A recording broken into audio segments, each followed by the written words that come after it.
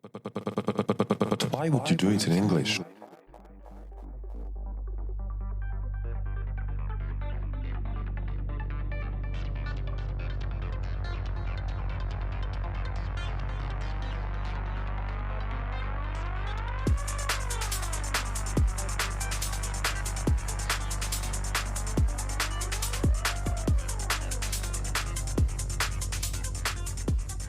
Fanni, welcome to the show. Thank you very much for having me.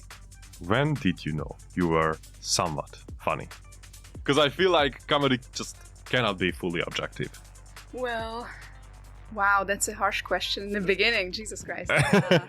When did I know? That's how we roll. Well, I don't know. I think I knew it very early on. I don't know. I was always making a fool of myself. Like I was clowning around a lot in like, I don't know, middle school. Yeah, basic kind of like a middle school-ish, I think. So I remember when I was a kid, we always watched like Show der Club with my parents and stuff. And my grandmas were obsessed with Show der Club. They are still watching it.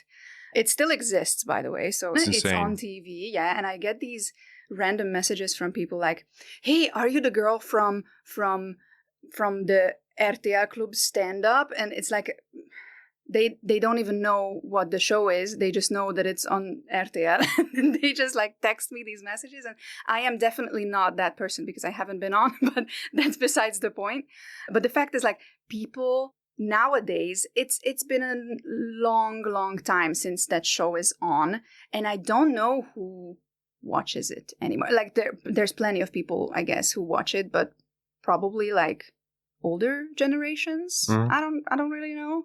But yeah, so when I was a kid, we were watching the comedians on TV. And I think I was like, I don't know, maybe like 12, 13. And I was like, I think I could do that. Like, that doesn't seem so hard to me, you know. And it is pretty difficult, to be fair. So I'm not trying to take the credit from them. But with my little girl head, I was like, I could do that. I could totally do that.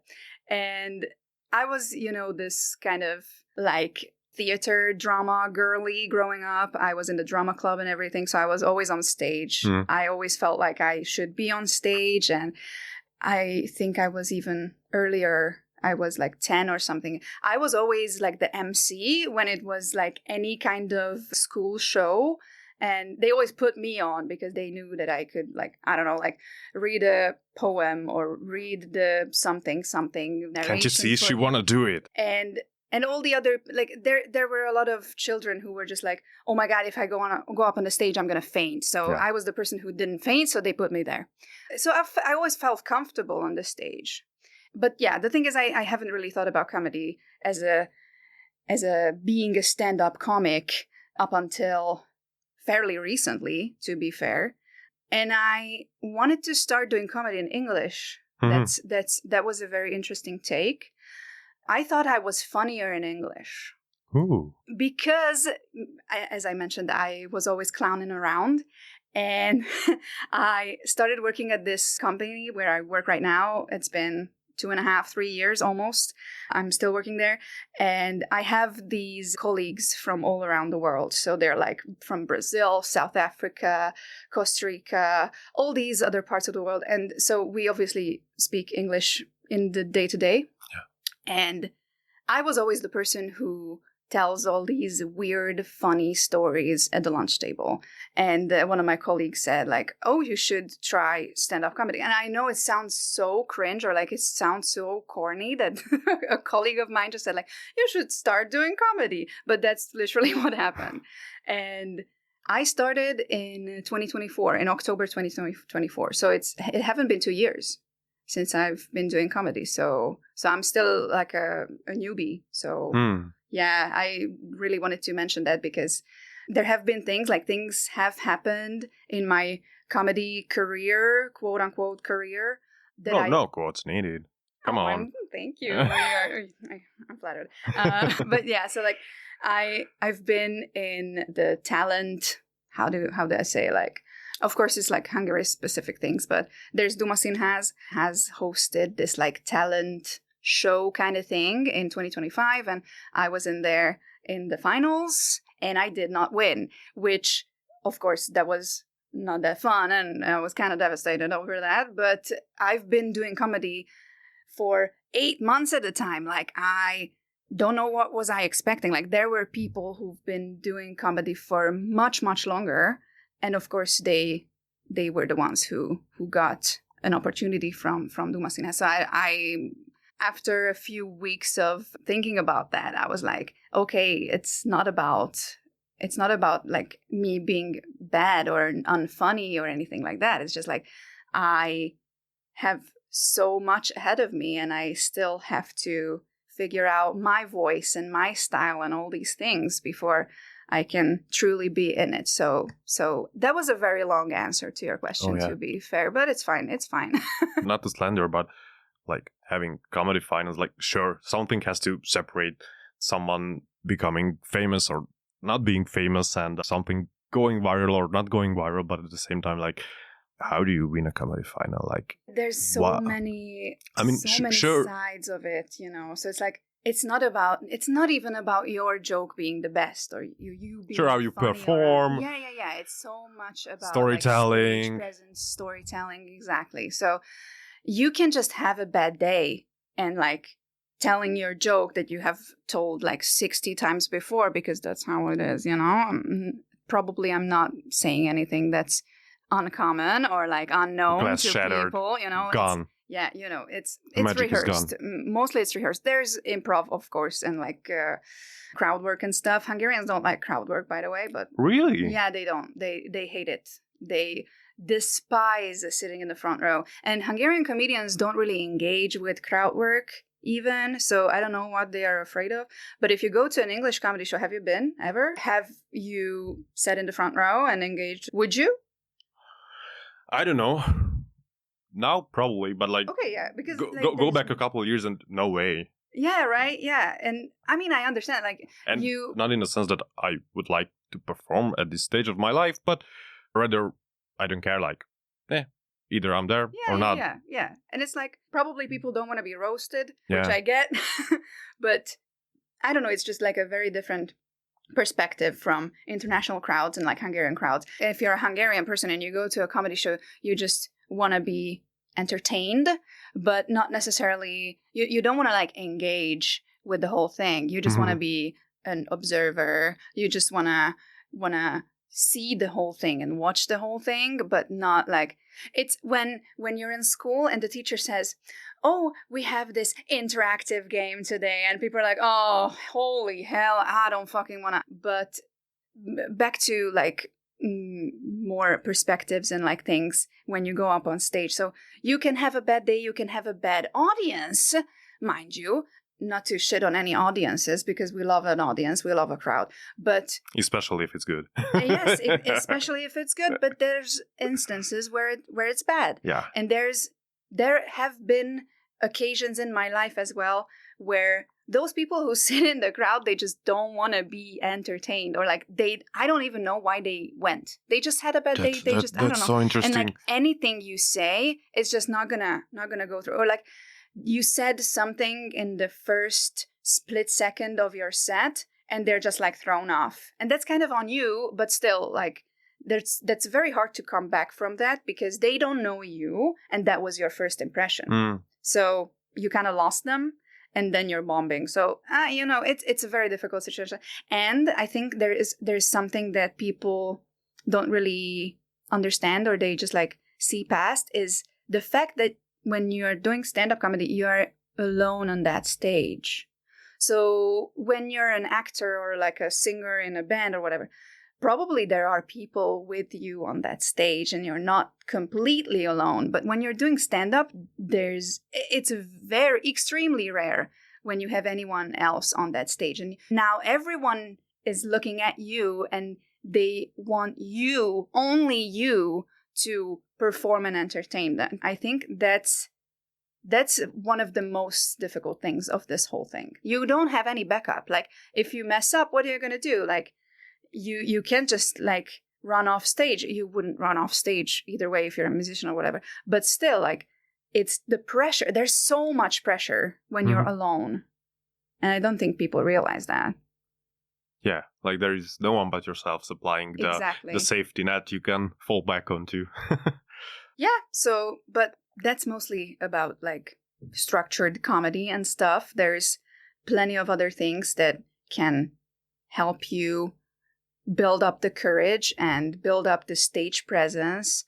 But there are some people who just like naturally don't have that kind of stage presence, and that can actually come in handy when, I mean, if you think about, I don't want to name names or whatever, but I think there are comedians, Hungarian and American comedians as well. Like being awkward does work. Exactly, being awkward. Yeah, that's a huge advantage if you're just being awkward, and if that's what you want to build your persona around. Like being awkward is really something that can come in handy. And actually, you probably remember that you recommended a movie to me to watch.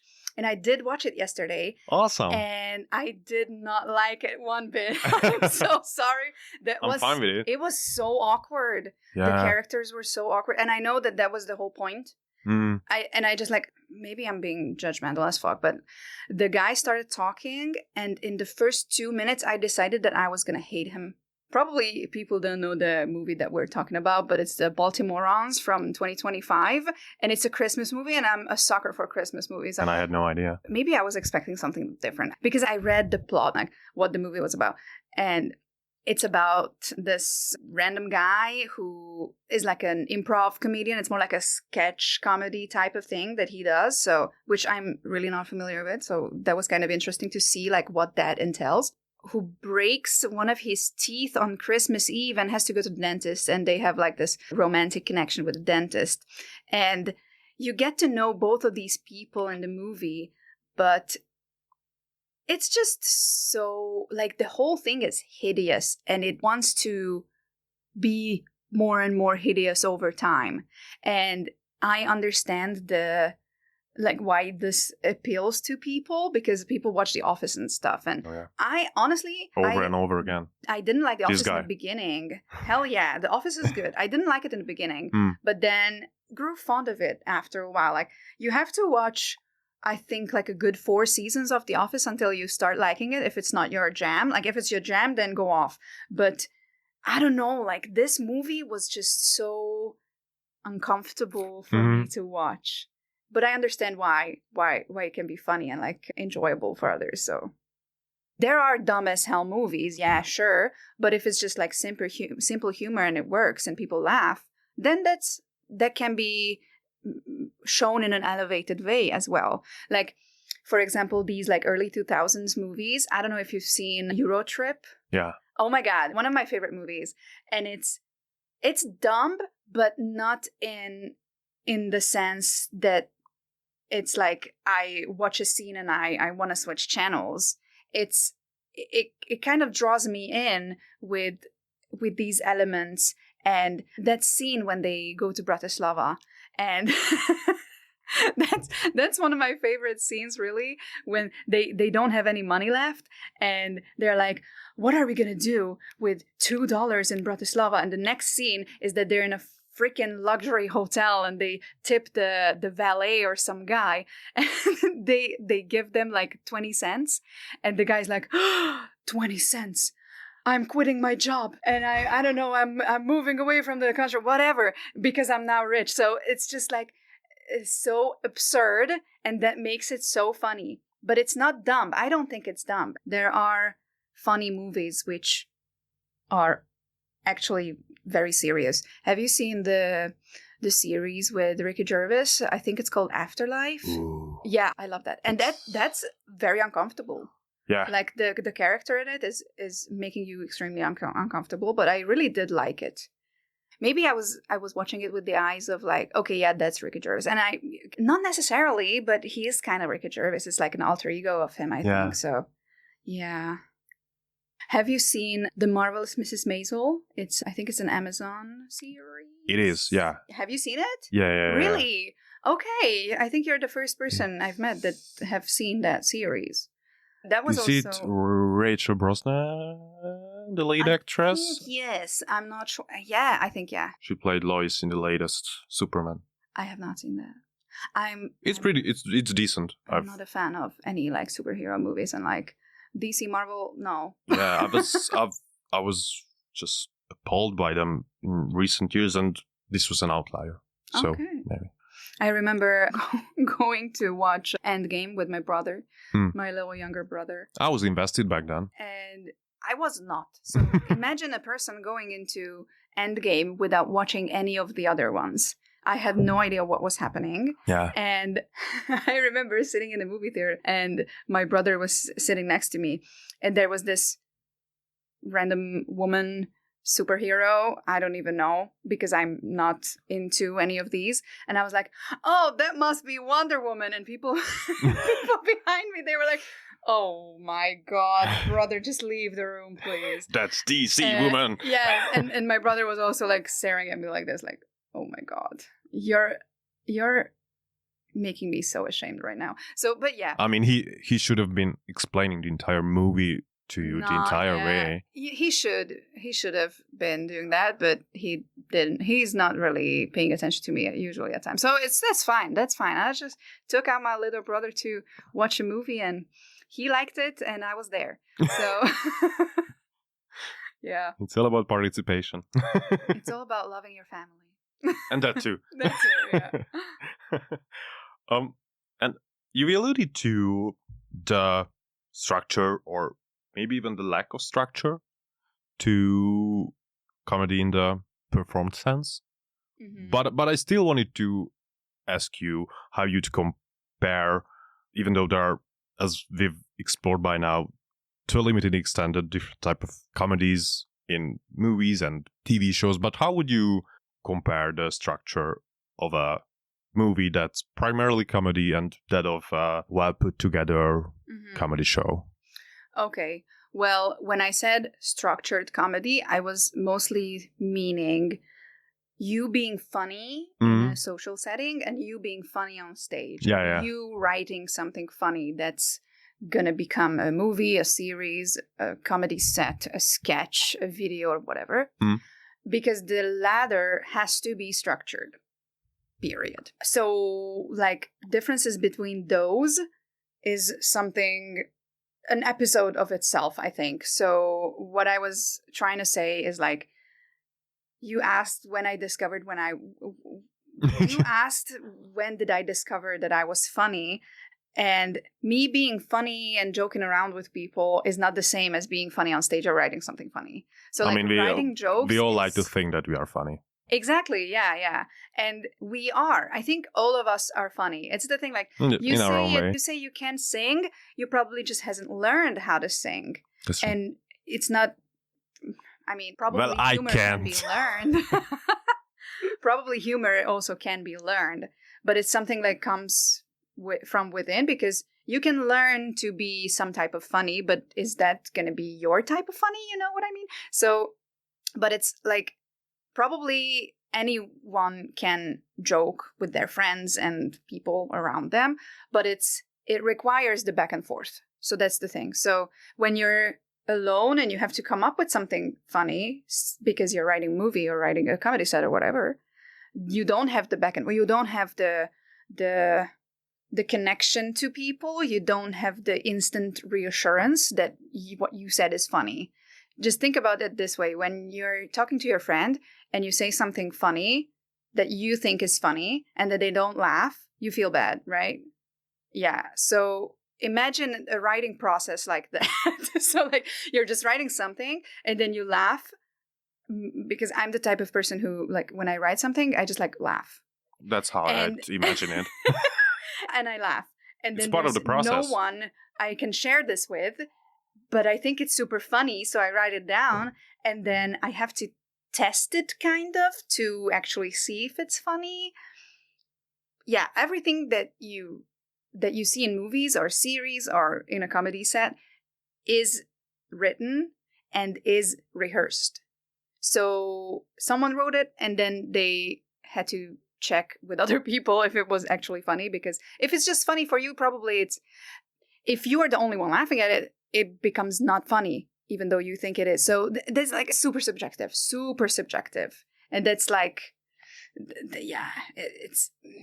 you can't really put a finger on it like, okay, like how does this work? Because it's extremely subjective. So it's not like, oh yeah, I hit this note and that sounded good, because people would say, yeah, objectively that sounded good. But when you write a joke and it's like, oh yeah, I think this is super funny, and everyone's like, nah. So yeah, that's what I mean when I said unstructured. All of the written stuff is structured. Yeah. So ask me another question, because probably I will need it. Az a helyzet, hogy ez az a pont, ahol én azt terveztem, hogy szépen áttérünk a magyarra. Oh my god. Azt mondtad még az angol etapnak az elején, hogy eleinte felmerült az is, hogy mi van, hogyha angolul csinálod a stand-upot. És itt azt akartam behozni, hogy mégiscsak Magyarországon hát ha nem is az őshazájában, de annál inkább a fellegvárában a szinkronnak, meg ilyesminek. Hogy vélekedsz a humornak így a fordíthatóságáról? Mert hogy azt is mondtad, hogy nem tudom, hogy most ezen a ponton hogy vagy ezzel, de hogy angolul viccesebbnek érezted magad. Igen, ez egy nagyon érdekes kérdés. Szerintem egyetérthetünk abban, hogy ma a magyar szinkron ipar úgy unblock, az így nem működik annyira jól, nem a régi, régen. az biztos. Pontosan, nem a régi. És beszéltem is olyan emberekkel, akik jobban benne vannak ebben, mert én annyira nem vagyok benne ebben, de hogy tényleg akik ebben a szcénában dolgoznak, és igazából nemes egyszerűséggel nem nagyon van rá pénz. Hogy olyan nevetséges pénzeket kapnak. Pontosan, egészen igen. szánalmas. Hogy nincsen elég ember, aki ezt csinálná, nincsenek rendezők, a fordítók sincsenek megfizetve, stb. Szóval ez az első számú probléma. Az, hogy mennyire fordítható a humor, az amúgy tényleg nagyon sokrétű dolog, mert például, hogyha az Office-ról most ugye beszéltünk, az Office-t kifejezetten szerintem, vagy legalábbis azok az emberek, akikkel én mondjuk így szoktam néha beszélgetni, vagy napi kapcsolatban vagyok, senki nem nézi magyarul. Mert elvileg borzasztó a fordítás. Nem is néztem soha magyarul. Nem tudom, hogy hangzanak. Ugye? Fogalmam sincs. Annyira sok ilyen kulturális referencia, meg egy csomó ilyen áthallás van benne, hogy na azokat tényleg nem lehet jól fordítani, és lehet, hogy meg kellett volna néznem legalább egy epizódot magyarul, hogy tudjam, hogy ott az hogy megy félre, de van is egyébként egy másik példám erre, nem tudom, mennyire szereted a Guy Ritchie filmeket. Az utóbbi idők Guy Ritchie filmjét, nem annót, azt igen. A Gentleman, az mennyire... Az még a kifejezetten jó. Igen. Na a Gentlemanben van például ez a jelenet, amikor először találkozunk a coachsal abban a gyors étteremben. Igen. És ott mond valamit, hogy fú... És de például annak a jelenetnek speciál, ott a Colin Farrell karakterének annyira vitális részét képezi már önmagában maga az akcentus. Igen, ott amúgy az egész filmben ugye nagyon nagy részét képezi a humornak az akcentus. Persze, a Charlie Hunnamnek is, igen. Igen, és hogyha belegondolsz, akkor hogyha a Guy Ritchie-t most felhoztam, láttál egy blöfföt annó, mit tudom én, 2000-es film, 2002-es, ahogy hozza a Brad Pitt, az ami az a kakni, vagy milyen hát ja, akcentus. meg ráadásul ez a, nem tudom, kakni, vagy Essex, vagy nem tudom, cigány akcentus. Gypsy, igen. Tehát, hogy ha a blöfföt láttad, akkor megtapasztalhattad, hogy milyen egy igazán jó magyar szinkron, ahol tényleg rá tudtak menni erre, és tényleg le tudták fordítani az Anutámnak babakék, meg stb. És aztán nem tudom hány évvel, 15-20 évvel később, azt hiszem 19-es a Gentleman, ott meg vannak olyan elcsúszások, ami annyira könnyen kiküszöbölhető lehetett volna, és egyszerűen nem. És szomorú, és nem tudom, hogy ez kinek a hibája, és nem akarom senkire ráhárítani ezt a dolgot, csak így olyan érzete van, mintha csak nem figyelnének oda eléggé, ami szintén visszakapcsolódik ehhez, hogyha nincs elég pénz rá, akkor az emberek nem fognak odafigyelni, és nem fognak jó munkát kiadni a kezükből, ami meg, hát, ja, egy egész ilyen másik problémakör. De ez egy tök jó példa szerintem, mert hogy látod, hogy milyen csináltak régen, ugyanannak a rendezőnek egy filmjéből, és mi lett abból, ami meg az új, szóval és nem az alapanyaggal volt a baj, tényleg azzal volt a baj, hogy mi mit csináltunk belőle, de mondjuk nem tudom, én nem vagyok fordító, érdekes lenne megkérdezni az ő szemszögüket is, hogy mondjuk van-e olyan zsáner, vagy van-e olyan, nem tudom mi, olyan jellegű produkciófilm, amit mondjuk nem is vállalnak el, mert tudják, hogy annyira sok ilyen áthallás van benne, hogy ő nem tudja lefordítani, vagy nem akarja elrontani, meg stb. Mert emlékszem, hallgattam az egyik másik epizódodat is a fordító csávóval, és ő mondta, hogy igen, ő mondta, hogy van olyan fordító, aki átírja az egészet, hogy annyira szabadon kezeli ezt, hogy inkább megírja jól, de szerintem a Bluffnél tényleg ott nem éreztem azt, hogy jó, persze, hogyha megnézed angolul, vagy hát az eredeti változatot meg megnézed magyarul, teljesen átjön az, hogy miről van szó, még az ilyen apró momentumokban is, amikor a Brad Pitt beszél valamiről, tehát ott csak szimplán nagyon jó volt a fordítás, tehát hogy akkor nem kell megugrani ezt, hogy teljesen átírjuk az egészet, úgyhogy abszolút ezeket le lehet fordítani, csak energia kell hozzá, meg pénz, meg odafigyelés. Amire ezek után nagyon kíváncsi vagyok, és mérges magamra, hogy nem a beszélgetésünk előtt jutott eszembe, hogy megnézem kíváncsiságból, aztán lehet, hogy te tudni fogod valamennyire, mert hogy azért most már nálunk is egyre nagyobbat mennek például ezek a Netflix comedy specialok, hogy azoknál egyáltalán van-e olyan, ami esetleg még a szinkronizálásra is kerül-e, vagy hogy egyáltalán azt megnézni, mert magyar felirat tudom, hogy van a többségén, de a legnagyobb például egy Ricky Gervaisen biztos, hogy van, hogy az egyáltalán hogy néz ki. Nagyon jó kérdés, én sem néztem meg. Mert hogyha valakinek már egy kicsit intenzívebb akcentus is van, bekapcsolom az angol feliratot. Ja, tehát hogy... igen. Fú, most nemrég voltam Birminghamben, és betévettem mi volt a comedy club neve? Amúgy nagyon érdekesen volt megcsinálva. Azt hiszem az volt a nevük, hogy What the Tonic? Nem vagyok benne biztos, de ez egy olyan comedy club, ami ilyen comedy franchise igazából, és akkor minden nagy Egyesült Királyságbeli városban csinálnak eseményeket, ami egyébként nagyon érdekesen volt megcsinálva, mert nem volt egy ilyen kijelölt klub, nem egy olyan helyre mentél be, ami erre van számva, hanem át volt alakítva mint például az átrium, tehát hogy ilyen rengetegféle dolgot csinálnak most is az átriumban, tök király az átrium, de hogy ez meg egy olyan comedy klub volt, hogy egy buli helyre volt betéve. És így bementem, gondoltam, oda megy a kapunyításra, mert gondolom úgyis biztos nagyon sokan lesznek, és akkor jó helyet akartam magamnak, hogy jó helyre tudjak ülni, és konkrétan egy buli helynek, a táncterének a kellős közepére voltak berakva a széksorok, és full hangerőn ment a Katy Perry California Girls, vagy nem tudom, valami szar, nice. És ott ültem még másfél órán keresztül így, hogy jaj, remélem van cigiző. Ahhoz képest egy novarok.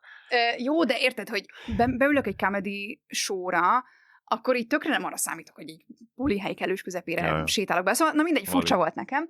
De ott is az volt egyébként, tehát, hogy ilyen Manchesterből jöttek le, meg ilyen északi akcentussal rendelkező csávok jöttek le előadni, vagy mi az, fellépni, és ott azért én is így néztem néha, hogy húha, pedig azért szerintem egész jól ki tudom venni így a dolgokat, hogyha angolul beszélő emberekről van szó, meg így az összes akcentust így fel tudom fogni, meg így értelmezni tudom, de hogy ott is voltak azért így dolgok, amire nagyon néztem, szóval el tudom képzelni, hogy főleg egy ilyen akcentusnál az embernek szüksége van egy feliratra.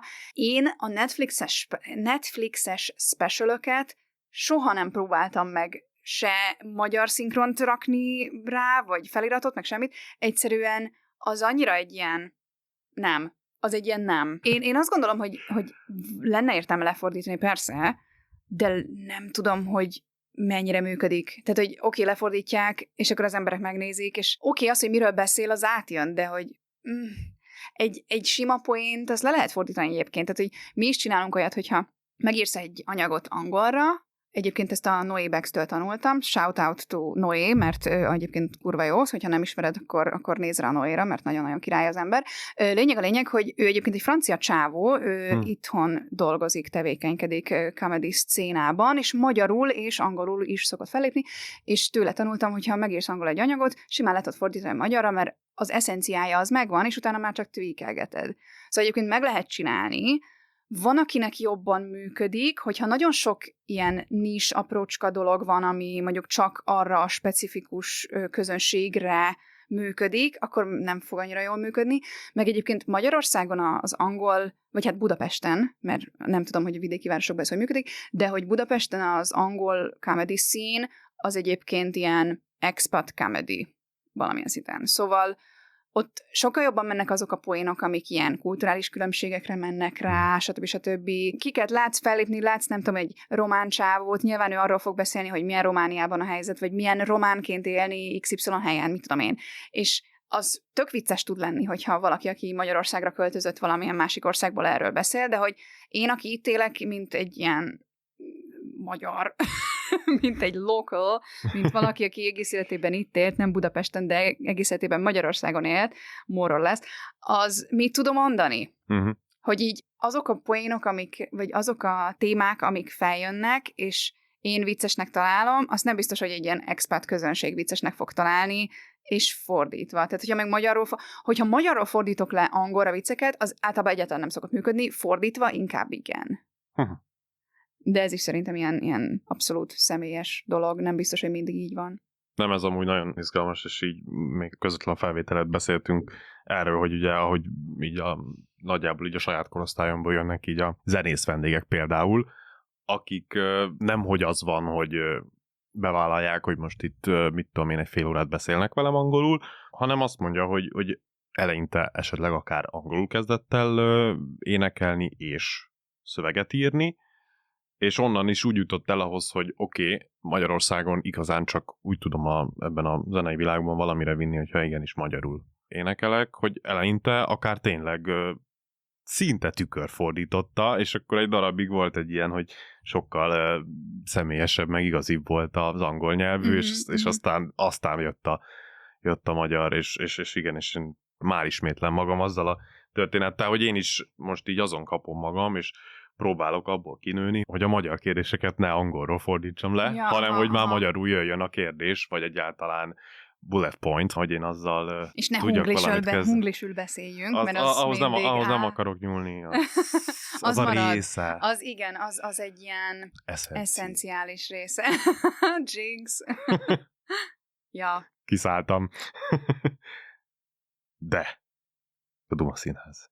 És nyilván akkor oké volt az, hogy végül is olyan szinten részt vettél benne, hogy akkor volt ez a saját tehetségkutató. Persze, igen. Mondd végig a kérdést. És hát igen, mert hogy maga a kérdés az ennél élesebb vagy keményebb abból a szempontból, hogy volt, és gondolom valamennyire van is ez a külső szemmel félig meddig láthatatlan, gondolom belülről azért valamivel láthatóbb monopóliumuk. Ezt belevéve nyilván nem, mint hogyha ki lehetne venni az egyenletből, de arra akartam rákérdezni, hogy a quote-unquote underground stand-up szcéna az, amit viszont tényleg úgy megélsz, hogy az szerinted így meg tud lenni ettől független, mint önmaga, vagy mindvégig jelen van egy ilyen, hogy kimondva kimondatlan afelé tendálnának az emberek, hogy hát igen, az a magyarországi stand-up siker, hogyha én ott vagyok. Ja. Igen, tehát, hogy azt pontosan jól mondtad, hogy Magyarországon ugye a Duma Színház egyedüliként képviseli a stand-up comedy-t, mint műfajt, mint intézmény, és rajtuk kívül mindig is volt szerintem underground stand-up comedy, ilyen nem tudom, társulások, illetve egyébként fontos megemlíteni, hogy vannak az Orosz Gyuriék, akiket nem tudom, hogy ismered őket, igen, ők is egy ilyen önszerveződő csoportként úgymond jelen vannak, nem akarok róluk többet mondani, mert annyira nem vágom, hogy ők hogy működnek, de egyébként ők jobban be tudják rakni az embereiket mondjuk egy sóderba, mint egy sima underground szereplő, aki így se nem az egyikhez, se nem a másikhoz nem tartozik. Annyira nem jó, hogy csak a Duma Színház létezik, mint egy társulat, mint egy cég, akik humorral foglalkoznak, mert ők ítélkeznek felettünk, még akkor is, amikor mi nem látjuk. Mert ők ismerik azokat az embereket, akik nem Duma Színházasok, és felszoktak lépni helyeken, biztos vagyok benne.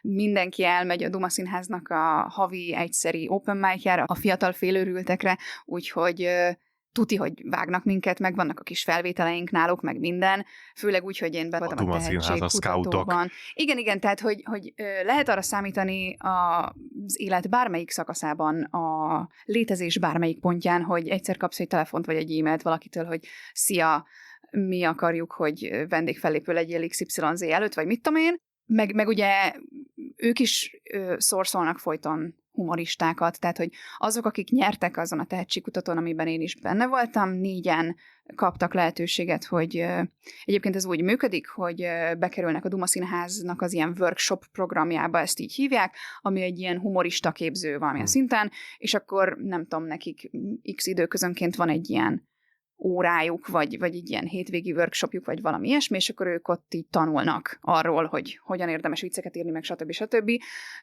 Ami közepesen bizonyul hasznosnak elmondások alapján, nem tudom, mert nem vagyok ott, de hogy így épül fel a dolog. Tehát ők nagyon tudatosan csinálják azt, hogy megszerezzék, behúzzák azokat a karaktereket, akikre nekik szükségük van. Tehát, hogy biztos vagyok benne, hogy azok közül, akik nyertek a tavalyi tehetségkutatón, megvolt nekik az, hogy nekünk kell egy ilyen karakter, egy ilyen karakter, egy ilyen karakter, és azokat az embereket keressük a döntőbe jutottak közül, és hogyha most idén nekünk nincs szükségünk egy olyan karakterre, amilyen mondjuk én vagyok, akkor én nem fogok nyerni, és kész. És lehetek rohadt vicces, de majd akkor a 2 évvel későbbi tehetségkutatón meg majd én kapok lehetőséget. Tehát, hogy így no hard feelings, mert én tökre értem, hogy ez hogy működik, és addig is mindenkinek vannak lehetőségei, hogy tudjon gyakorolni. Mi is egy csomó helyen fellépünk itt is, a városban is, vidéken is szoktunk, meg egyébként van egy saját kis humorista társulásunk, ez a Stand Up Budapest nevezetű klub, úgymond, és most egy ilyen új vezetőség idézőjelben alatt, de egy csomó új helyre tudtunk fellépési lehetőséget szerválni, úgyhogy egy csomó ilyen, nem tudom, bárokban, meg kocsmákban, meg szabadtéri helyszíneken így nyáron fel tudunk lépni a többiekkel, és egyébként ez ilyen átfedésben is van. Tehát nyilván azok, akik mondjuk az én korosztályom, és már Duma Színházas workshoposok, azok szintén tudnak az SUB, a Stand Up Budapesttel fellépni, és akkor az nekik tök jó gyakorlási lehetőség. Úgyhogy ez egy ilyen nagyon keszekuszán, de ilyen dinamikusan működő dolog, és igazából szerintem nem olyannyira rossz, hogy ez így működik, hogyha jó vagy, akkor úgy is fognak hívni. Mármint nem a Duma Színházban, mert az egy kérdője, de a szervezők, meg a helyszínek, meg akik ismernek, azok úgy is fognak hívni, és a lényeg az, hogy tudsz gyakorolni. Az meg így rajtad áll, hogy építs magadnak egy úgymond követőtábort, vagy egy közönséget, meg... Brand, hát igen. Tehát, hogy ja, igen, nyilván nekem se a kedvenc dolgom az, hogy vicces videókat posztoljak Instagramra, de ez egy ilyen velejáró dolog, és... Hát, mint ahogy tényleg bármilyen igen. szcénában valamilyen formában influencer leszel. Igen. És én amúgy sose akartam influencer lenni, ezt nem annyira szeretem csinálni, meg főleg a kommentek, amiket kapok, te jó úristen! Amiből aztán újra lehet contentet csinálni. Hát igen, egyébként, az jól jött Amik ki. aztán a legnagyobbat mennek. Ami aztán elért az Áronhoz, szóval király. igen. De szóval szeretem külön kezelni ezt a 2 dolgot, és az nagyon fontos, hogy a valóságban próbálja szerintem az ember építeni a karrierjét, tehát hogyha a te karrierednek szüksége van arra, hogy te social médián jelen legyél, akkor az nagyon fontos, hogy ne gondold azt, hogy azok az emberek, akik kommentelgetnek, meg jelen vannak ebben az online térben, azok bármilyen hatással vannak rád, vagy arra, amit csinálsz, vagy bármilyen szinten kéne, hogy befolyásolják a dolgaidat, mert nem. Mert ők csak így, ott így vannak, és nekik valószínűleg nincs jobb dolguk annál, hogy hülyeségeket kommenteljenek, ez ne befolyásoljon, és ne törjön le, ez egy szükséges rossz, és az élet nehéz, és az élet szar, de te meg csináld, amit csinálnod kell. Úgyhogy ez a fontos takeaway egyébként ebből. Igen, ennyi. A tökéletes útra való. Pintér Fanni, nagyon szépen köszönöm a beszélgetést. Köszönöm én is.